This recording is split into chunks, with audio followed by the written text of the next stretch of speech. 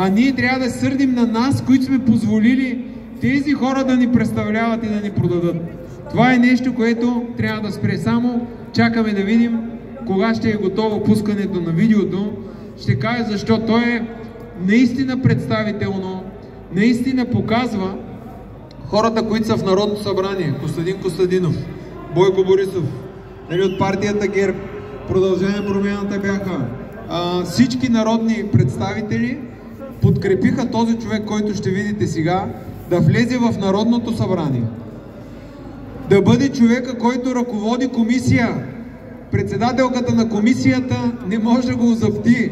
Хваща наши депутати и им казва: мъкнете, аз командвам тук, а този става, хвърля с листа, замяра ги и те всички стоят притихнали и чакат. Това е. Значи, първо, докато са готови, ще кажа моето мнение за президента, защото вижте, ние сме хора с различни виждания тук и това е хубавото при нас, че имаме свобода.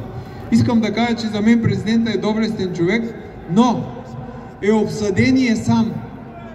Той няма от никъде подкрепа. Виждате ги всичките вътре, ще го смажат, както смазват мен, както смазват и Павката. Той смело взема микрофона, обаче след това следва 500 човека от тези, които виждате, нахълтват във всичките му стопанства, в селско стопанство, където се произвежда храна. Нахълтват да го репресират по заповед на Бойко Борисов и Делян Пеевски. И президента, ако направи нещо, президента също ще бъде смазан, ако народа не е с него. Или, за да ни може президента да се изправи срещу тях, ние трябва наистина да сме повече хора. Малко сме и това е нещо, което в момента няма как. Няма как.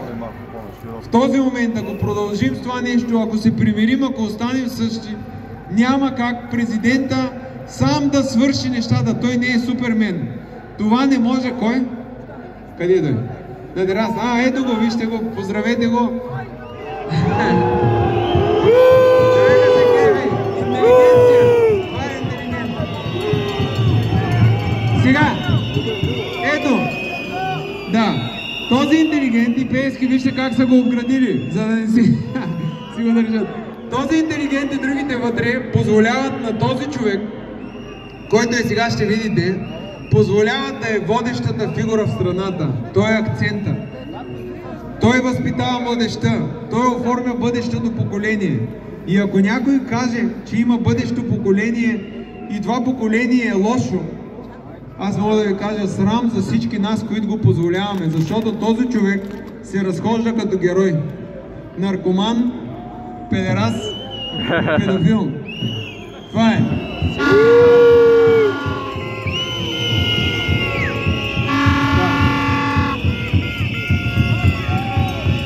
Така, виждате и самолетите как летят. Е така, Делян Пеевски има собствен самолет, но ми е чудно какъв е неговия бизнес. Откъде са неговите пари, как ги изкарва. И в същия момент, вижте е тази сграда от среща. Човека е раздал 5 милиона за онзи протест, а тази сграда не е реновирана на центъра на София. Значи, това нещо, което го казваме, нали, вижте, това е гротеското. Тези пари са взети от нас. Нашата столица е неогледна.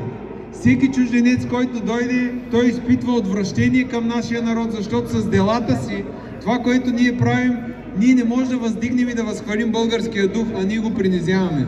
И оставяме един Гюмбел да отиде, да има частен самолет. Вижте ги как отива.